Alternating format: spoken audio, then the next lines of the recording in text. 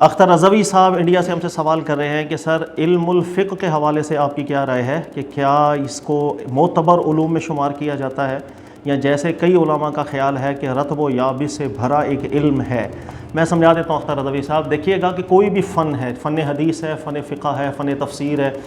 اس کو اگر پراپر طریقے سے پڑھیں گے تو ان سے اچھا، ان سے مزیدار کوئی فن آپ کو نظر نہیں آئے گا۔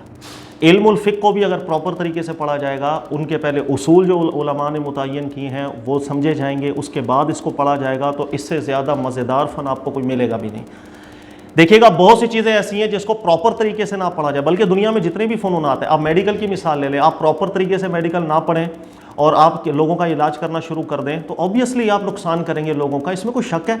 اس لیے کہ وہ انسانوں کا بنا ایک فن ہے، اس کی ایک ترتیب بنا دی جاتی ہے، اسی ترتیب سے اس کو سیکھنا پڑتا ہے، طریقے سے پڑھنا پڑتا ہے، اس کے بعد نتائج اچھے نکلتے ہیں، سمجھ میں آتی ہے ہر ایک بات، فتنہ نہیں ہوگا، ضرر نہیں ہوگا۔ اسی طرح جس طرح فن حدیث کی آپ مثال لے لیں کہ فن حدیث کو اگر پراپر طریقے سے آپ نے نہیں پڑھا، اب آپ ڈائریکٹلی کتابیں اٹھا لیں حدیث کی اور آپ پڑھنا شروع کر دیں، آپ خود بھی پاؤں پھسلے گا آپ کا، لوگوں کے بھی پاؤں بالکل پھسلیں گے آپ کی وجہ سے، اس لیے کہ یہ ایک پراپر فن تھا، طریقے سے پڑھتے۔ ہاں اب آپ نے اگر پراپر طریقے سے پڑھا ہوگا، آپ کے سامنے آنے والی ہر حدیث سے متعلق آپ کو معلومات ہوگی، نالج ہوگی کہ یہ جب ایک بات آئی تھی علماء کے سامنے، انہوں نے کیسے پیٹرن سیٹ کیے تھے اس کو دیکھنے کے لیے کہ اس کی سند میں یا اس کے متن میں کوئی اشکال ہے یا نہیں ہے، آپ کے سامنے ہر چیز واضح ہو جائے گی، ٹھیک برا بالکل دونوں کے اندر امتیاز پیدا ہوتا چلا جائے گا۔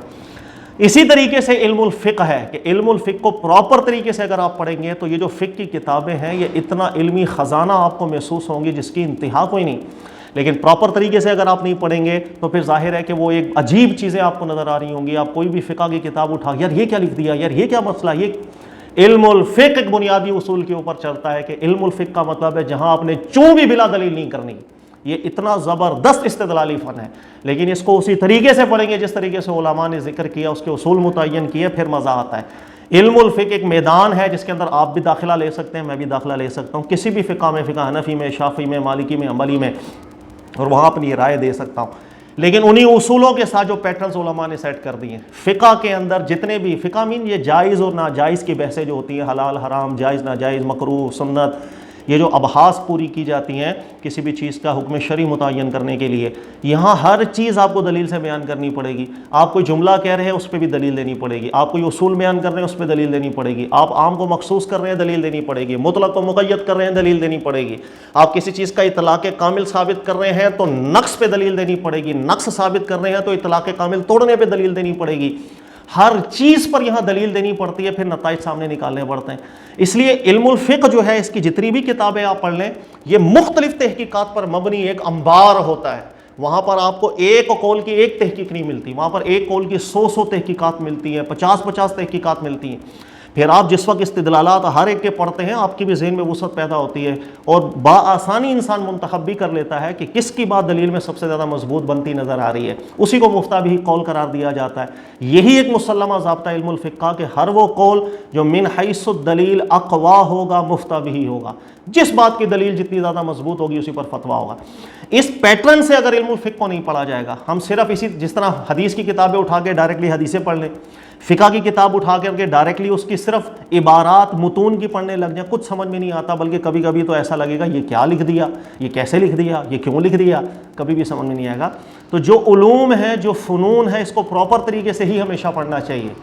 مزہ اس وقت آتا ہے۔ اور علم الفقہ اس سے زیادہ انٹرسٹنگ، اس سے زیادہ لذت والا تحقیقی سبجیکٹ آپ کو کوئی نہیں ملے گا، اس لیے کہ اس میں جب اتنے استدلالات آپ کے سامنے آ جاتے ہیں نا تو ہر عالم کا ذہن، اس کی تحقیق، سبحان اللہ، مطلب انسان دنگ رہ جاتا ہے کہ اس امت میں اللہ رب العزت نے ایسے ایسے ہیرے پیدا کیے ہیں جس کی انتہا کوئی نہیں۔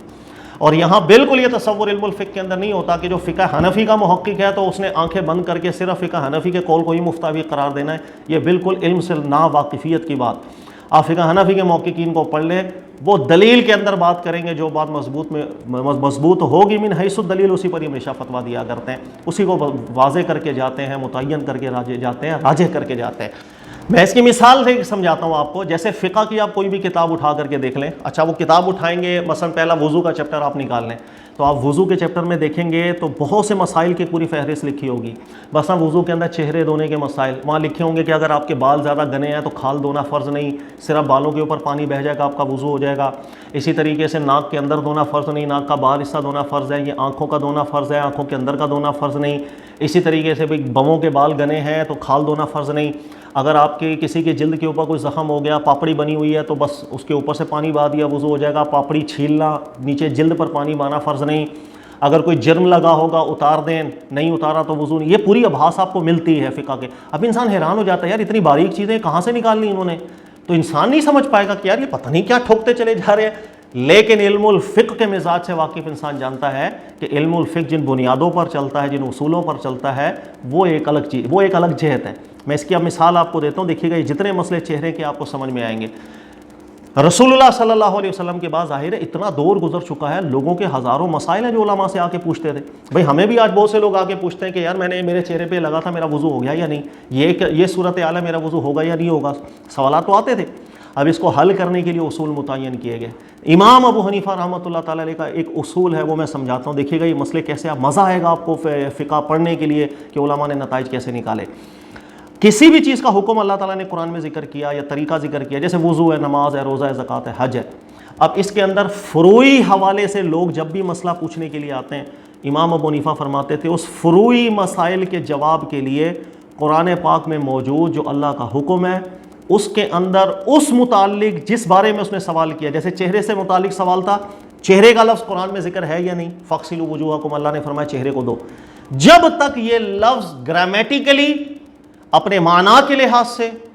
جو معنی متعین کر رہا ہے یہی معنی جب تک اس بات کا جواب دے رہا ہوگا, ہم قرآن کے اسی لفظ اور اسی معنی سے استدلال کرتے چلے جائیں گے, ہمیں کسی اور دلیل کی ضرورت نہیں. اسے کہتے ہیں کہ ایک پوری عبارت سے استدلال کرنا. فَاغْسِلُوا وُجُوهَكُمْ وَأَيْدِيَكُمْ إِلَى الْمَرَافِقِ وَامْسَحُوا بِرُؤُوسِكُمْ وَأَرْجُلَكُمْ إِلَى الْكَعْبَيْنِ, چہرے کو دو. یہ پوری عبارت پڑھ کے مسائل ایک ہے کہ اس پورے عبارت النص کے ایک لفظ سے احکامات شرعیہ کا استنباط کرنا, گرامر اس کو متحمل ہونی چاہیے, عربی لسان اس کو متحمل ہونی چاہیے. اب مثلا امام ابو حنیفہ کے پاس جس وقت چہرے کے بہت زیادہ سوالات آنے لگ گئے, مثلا ایک شخص آیا امام ابو حنیفہ سے سوال کر رہا ہے کہ بھائی میرے چہرے کے بال بہت گھنے ہیں, مونچھوں کے بال بہت گھنے ہیں, جب میں وضو کرتا ہوں اللہ نے چہرہ دھونے کا حکم ارشاد فرمایا ہے, تو مجھے ڈاؤٹ ہوتا ہے پتہ نہیں میری مونچھیں گیلی ہوئی ہیں, اندر جلد کے اوپر پانی گیا ہے یا نہیں گیا ہے, میں بہت وسوسوں میں چلا جاتا ہوں, میں کیا کروں. امام ابو حنیفہ نے اس کا استدلال یہ کیا, اللہ نے فرمایا فَاغْسِلُوا وُجُوهَ, وجہ, چہرے کو دو. وجہ کو گرامیٹیکلی جس وقت عربی گرامر کے حساب سے دیکھا جاتا ہے تو اپنے اندر یہ خاص معنی رکھتا ہے. وجہ کا مطلب ہے کل ما یقع علیہ النظر عند المواجہہ, مواجہت کر کے, یعنی چہرہ آمنے سامنے کر کے, جس وقت آپ سامنے چہرے کو دیکھتے ہیں, ہر وہ چیز جس کے اوپر نظر جاتی ہے نا اسے عربی میں وجہ کہتے ہیں, جس پہ نظر نہیں جاتی اسے وجہ عربی میں کہتے ہی نہیں ہے. لہٰذا ناک کے اندر نظر نہیں جاتی اسے وجہ عربی میں نہیں کہتے, منہ کے اندر نظر نہیں جاتی وجہ اسے عربی میں نہیں کہتے ہیں. تو جب یہ اس ایک لفظ کا عربی گرامیٹیکلی ایک معنی متعین تھا تو امام ابو حنیفہ فرماتے ہیں جب تک یہ لفظ ہمیں ہر چیز کا جواب دے گا ہم قرآن کے اسی لفظ سے مسائل استنباط کرتے چلے جائیں گے. مثلا اب اس شخص کا پرٹیکولر سوال کہ میرے اگر چہرے کے بال گھنے ہیں تو میں کیا کروں, اندر جلد کے اندر پانی بھی ڈالنے کا تکلف کروں, امام ابو حنیفہ نے فرمایا بالکل نہیں, اس لیے کہ اللہ قرآن میں فرماتے ہیں وجہ کو دھویا جائے گا, اور وجہ گرامیٹیکلی ایک معنی رکھتا ہے ما یقع علیہ نظر کا عند المواجہہ, اور نظر آپ کی جب پڑے گی تو صرف بالوں پہ پڑتی, جب گھنے بال ہو نا تو صرف بالوں پہ نظر پڑتی ہے, اندر کھال پہ نظر نہیں پڑتی. تو قرآن کے اس لفظ پر آپ کی جلد, بالوں کے اندر والی جلد داخل ہوتی ہی نہیں ہے. آپ کا پانی بالوں پر بھی بہہ گیا آپ کا وضو ہو جائے گا, کوئی مسئلہ نہیں. لیکن جس کے بال بہت ہلکے ہوں کہ اس کی جلد نظر آ رہی ہے, بآسانی اس کی جلد تک بھی پانی چلا جائے گا, وہ اس لیے کہ یقع علیہ نظر, اس پر نظر پڑ رہی ہے. اسی طرح کوئی بھی مسئلہ چہرے سے متعلق آتا چلا جائے گا, یہی قرآن کا ایک لفظ اس کا جواب دیتا چلا جائے گا. یہ ایک اصول ہے امام ابو حنیفہ کا کہ قرآن کا ایک لفظ جب تک اپنے معنی کے حساب سے ہمیں استنباط کرنے کی اجازت دی جائے گا, ہم تمام فروعی مسائل کو قرآن کے اس لفظ سے مستنبط کرتے چلے جائیں گے. اب اسی اصول کے اوپر یہ پورا کا پورا باب بنا ہوا ہے چہرے کا. اگر کسی کا جو ہے نا ایسا ہو جائے گا تو جس پر نظر پڑی ہے بھائی وضو ہو جائے گا, اس کا اوریجنل چہرہ ہونا چاہیے, بس اس کے اطلاق میں داخل ہونے چاہیے. تو کہنے کا مقصد کہ فقہ کو جب پراپرلی پڑھا جائے گا اس سے زیادہ انٹرسٹنگ سبجیکٹ آپ کو نہیں ملے گا. یہاں پر چوں بھی بلا دلیل نہیں کی جاتی ہے, ہر چیز کی دلیل موجود ہے. وہ الگ بات ہے کہ جب دلائل کا موازنہ کریں گے تو کہیں پر دلیل کسی کی کمزور نظر آ رہی ہوگی, کسی کی مضبوط نظر آ رہی ہوگی, لیکن بلا دلیل یا کچھ نہیں ہوتا. یہ سودا بلا دلیل بکتا ہی نہیں علم الفقہ کے اندر.